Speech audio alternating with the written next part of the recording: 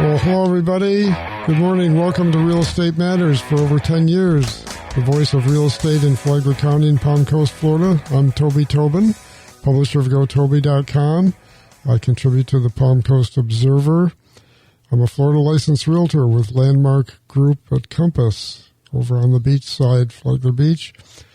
Co-host Anna Maria's calling. She's here on the phone, calling in from home, recovering from surgery. She's doing well, though. She's on a lot of prayer lists. And I've got a special guest in the studio, Robbie Richmond from Intercoastal Construction. We'll be talking with him after we go through our local statistics. We'd like to thank our sponsors, the Flagler County Home Builders Association, Klein Construction, and Hammock Community Church. So if you're thinking of buying or selling a home, consider working with me and the rest of the experienced team at Landmark Group. You can always reach me by phone, 386-931-7124, or you can email me at Toby, T-O-B-Y, Toby@GoToby.com. So we're towards the end of April. This is the 25th. You're going to be hearing it on the 26th. But as of this morning, only 159 homes have been single-family homes sold through the Flagler County MLS system. And that's compared to a total of 265 the same month a year ago. So the number of homes sold is definitely down year over year. The median price, though, is holding pretty steady. It's $375, and it was roughly that same level last year. 3 homes have sold below $250,000 and 13 over $1 million. If you've been watching this show or listening to this show for a while, you know that those numbers are usually pretty much the same. It might be 8 and 8 or 7 and 6 or 10 and 9. But to have only 3 under 250 and 13 over $1 million is starting to sound a little unusual. Looks like a trend is developing. The total number of homes listed on the local MLS is 1,415 homes. And if you look at, that's close to 10 months supply. If you go at the 159 home level where we are right now. There were 1,141 listed last week. 353 homes are pending versus 332 last week. The list price for pending sales is $375,590, and the list, we don't know what the final sale price is until the home closes. So as I said, we're on a downturn 7 days. In the last 7 days, most recent 7 days, there have been 13 single-family residential price increases on the MLS and 176 price decreases. So you can tell which way people are thinking. They're not thinking that they're selling their house too low. Maybe they need to raise the price. They're thinking the other way around. I want to mention again that Save Our Homes, because this is important now, because it looks like prices, and by the way, I'm not concerned, and nor are most of the other analysts concerned about a major correction. This is most likely going to be a minor correction, which usually means less than a 10% price adjustment. But people are not used to price adjustments. Locally, our market's been going up since the low point in 2012. So that's 13 years of pretty steady price increases. Some years price increases have been more than substantial. But they've been watching their protected value go up as the 3% cap on assessed value increase takes effect year after year after year, and that savings accumulates. And if you look at your property record, that's called protected value. Well, just so you know, so you're not shocked, perhaps next year when the assessed value of your home might go down, your assessed value on the property record can go up. It can still go up 3%, even though the value of your home goes down. Most people don't know that, and I just warning them ahead of time. They're not going to like it when they see it, but at least they'll know it's coming. So, Robbie, you started doing business with your dad when you were still in school, right? I did. Building houses in Palm Coast back when Palm Coast was almost in the preconception stage.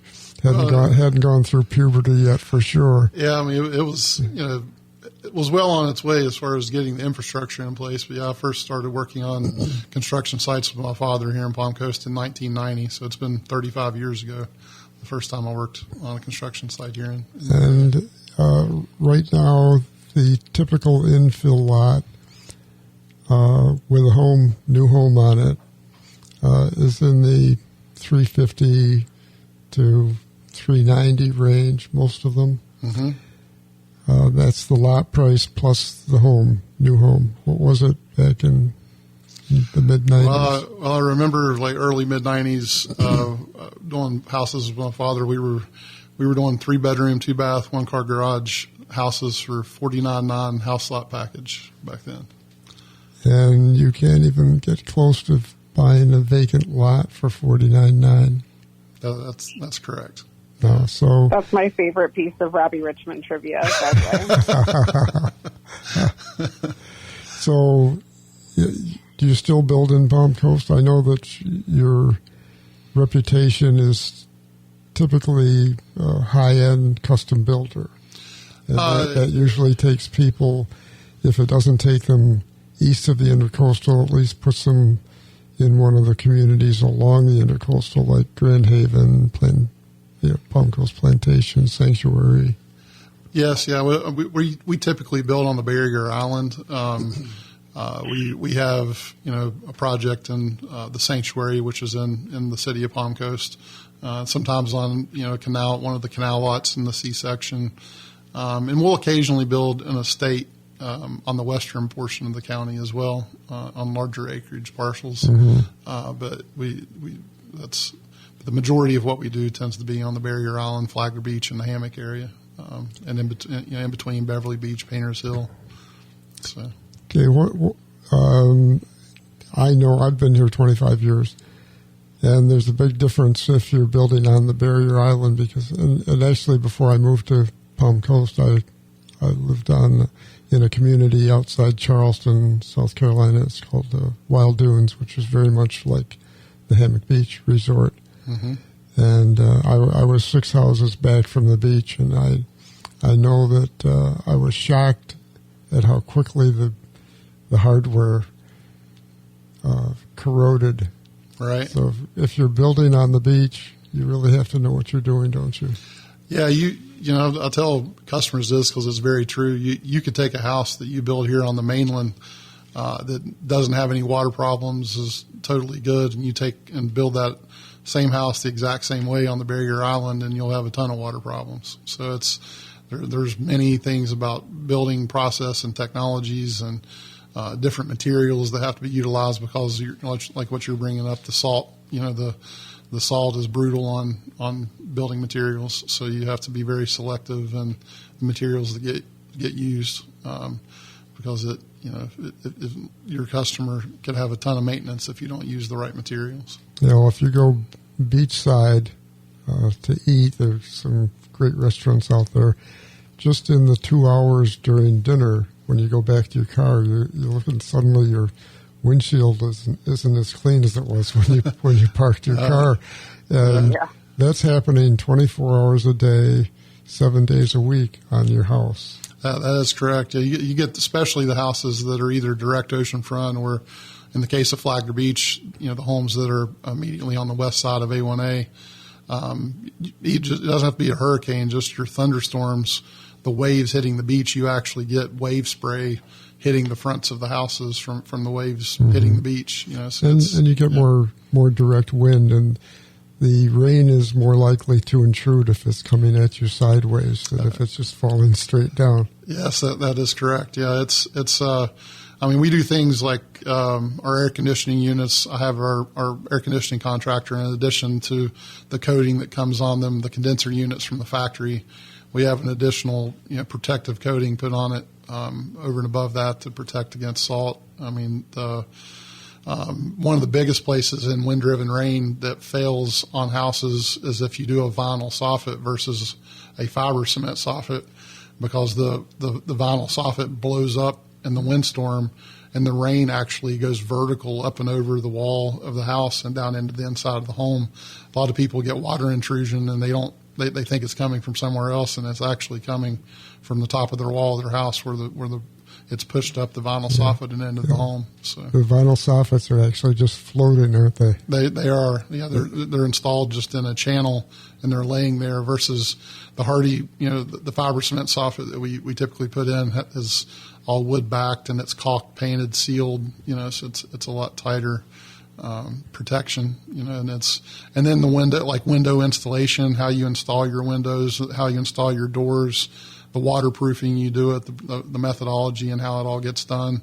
We use fin windows, which are typically associated with wood frame construction, but we face apply the installation of our windows rather than most block construction that gets done is what's called a flange window, where the window goes halfway into the opening of the window. Well, it gets screws put all around the entire perimeter of the frame, including the bottom of the frame, which water sets in.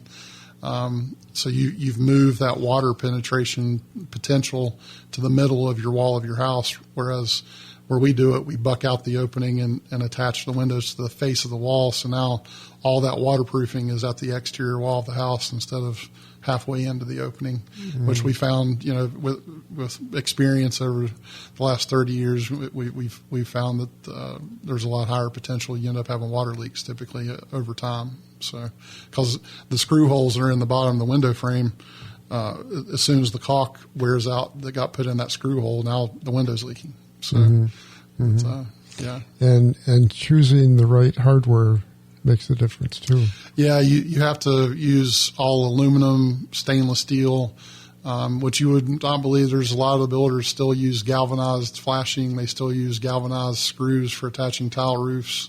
You wouldn't think those things happen, but it's still fairly common. But yeah, that's a guaranteed maintenance in fairly short order for people building. So on the barrier island. Okay, well, good.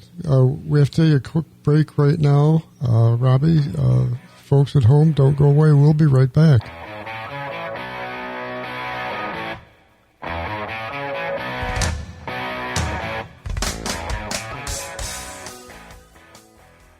I am blown away. More people are listening to local radio than ever before.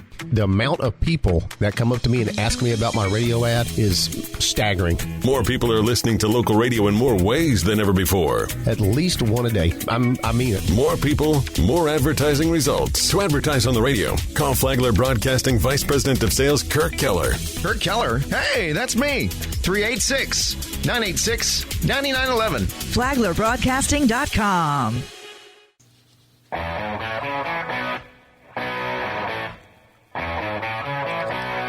Well, everybody, welcome back to the second half of Real Estate Matters. Got Robbie Richmond here, high-end custom builder in Flagler County for years and years, although he doesn't look old enough to have built that many houses. Robbie, what's the main difference between custom builders and production builders? I mean, it's just a different mindset for the construction industry. I mean, it's kind of top to bottom. You for a production builder, I mean, you have to be very much about your internal organization, your scheduling, making sure you've got your supply chains are ready to handle the volume that you're putting through. So there's a ton of organization that goes into having a successful production building company. So that each business has its own challenges, and when you're a custom builder, you kind of slow the process down. You help with the design and the materials, and everything that's being utilized on the house is very specific to your client and your client's vision and their needs and their wants. that's why they are willing to spend more money on a custom home, is because they're getting it exactly the way they want it to be. There's no limit to the options and possibilities, but that it takes a lot more, a wider amount of access to different types of materials, building materials, and that a lot of other builders they wouldn't have access to. And the skill set of the labor. Your tradesmen that you have working on your custom homes at least should be typically at a higher skill set for the materials that are being installed on the custom homes. Well, the largest single-family home builder in the country by volume, number of homes, is D.R. Horton, and they also pull more building permits in Flagler County than any other builder. So they're very evident here. In fact, they bought the remaining lots in American Village where I live, and they're in there now. It's like an ant farm, right? And I understand their slab to CO time frame is about 2 months right now, and they're very good at what they do. Very good at what they do. But what's if I were to come to you and say, I'm interested in a custom home, how long is it going to take? Well, I mean, it depends on the project, obviously, but we being on the barrier island, we have a lot of smaller lots that we're building big houses on. So we tend to build a lot of 2- and 3-story concrete block homes. So I always tell people building a 3-story concrete block house is like building 3 houses at the rough stage of construction, because it goes in stages and lifts. But with everything that goes into it, I mean, most of our projects, you're at a 14 to 16 month time frame, and it can go beyond that too, depending upon the project, the size of it, the complexity of it. And we have projects get done as quickly as 11 to 12 months too. For some of our single-story custom homes, but I'd say our average is probably in the 14 to 16 month territory. Mm-hmm. Well, for somebody that comes down here and retires late, maybe in their 70s, that could represent 10% of the rest of their life. So they might want to think twice. Well, you say that, but then they get what they want. Yeah, I know. And now, speaking of getting what you want, one of your homes was featured in the Parade of Homes, which just a week or so ago. Where is it, and what are your comments after the parade is over? How did it go? Not only from the parade perspective overall, but particularly your feature home. It went very well. It's at 904 South Ocean Shore, right on A1A in Flagler Beach. It was pretty unique from a showcase home perspective for Flagler County. I think it was the very first one ever that it was purpose designed and built to be a vacation rental property. So, so it had some unique features that you wouldn't typically see in most houses. 19 bedrooms?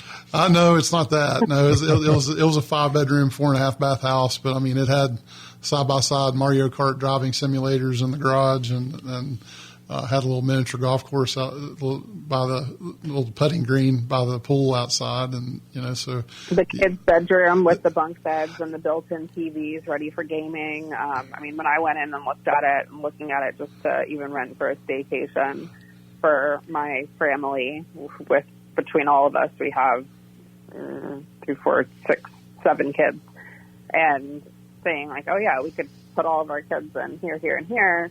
And this was absolutely designed with that in mind, of being able to put kids here and still have adult time to have entertainment, with separation and those kind of features. I think were really thoughtfully put in. Yeah, thank you. So yeah, it was as far as the parade itself, you asked about that too. We had really good traffic. We had a little bit of a challenge at the parade week because by our luck, we had road work happening on A1A directly in front of our house, which was out of any of our control. But so it was. We still had a decent amount of traffic come through the house, but it was definitely more of a challenge for people to get to us the first few days. But we still had over 1,000 people through the house in a week, so it had a lot of good traffic and got a lot of potential, clientele that were already working with some of them, starting to design houses and work with them on new homes. So it was very successful in that way. And And I think it just gives our local everybody in our local area an opportunity to go around and see all the different builders and the different products that we offer and have available. And there's all different ends of the market, and the Parade of Homes features those from the production builders all the way up, to the semi-custom, the custom builders. Mm-hmm. So your business is Intercoastal Construction, and where's your office? Our office is located our primary office is in European Village. We have a satellite office as well at the Sales Center at Hammock Dunes. But our primary office is there in European Village. And of course, you have a website, I'm sure. Yes, we do. We have a website. You can Google through the website. We have a YouTube channel, Facebook page, Instagram, Twitter. So yeah, we have a presence on all the major. Well, I say Twitter, X, all the major social media platforms. So yeah. Oh, good. We get a lot of leads actually through our YouTube channel, because that's most of our projects. We do a walkthrough drone footage and walkthrough video of all of our homes when they're finished. Mm-hmm. So we get a lot of people that find us through that. Yeah. Well, now that we have, they could draw off the floor after you watch those videos, because they're all gorgeous. Yeah. Well, this show, we put our videos up. Takes about a week of production time to get them ready, but they go up on Facebook on the Flagler Beach TV channel that Landmark has. Oh, okay. And some of these shows there's one that's had over 4,000 views. We've only been doing it a month. Oh, so that's great. That's pretty exciting. It's an interesting new way to market. So, Anna Maria, speaking for the Home Builders Association, which is the sponsor of the Parade of Homes, what's the feedback you're getting from the other builders, the ones that work Premier Homes? Everyone that we were able to speak with since the parade, as you mentioned, it just ended the Saturday prior to Easter, which has only been 4 business days at this time, has been really positive. Most people saw an increase in traffic over last year, especially the people who are east of 95 and in the newer, and people who had new models that were entered into the parade. Anyone who is also open just for the parade, such as Robbie's house, that isn't going to be an open standing model. Those are always the ones that people want to go see quickly, because it's typically their only opportunity to get into that house or into that builder, even in many cases. One really apparent example for us of traffic was in our magazine distribution. We ordered more magazines than normal. And I don't know, I had a gut, and I tried to trust my gut, and I had a gut feeling to order more, and I'm glad I did, because after our regular distribution, which we still keep some at the office because we know that some people will need more.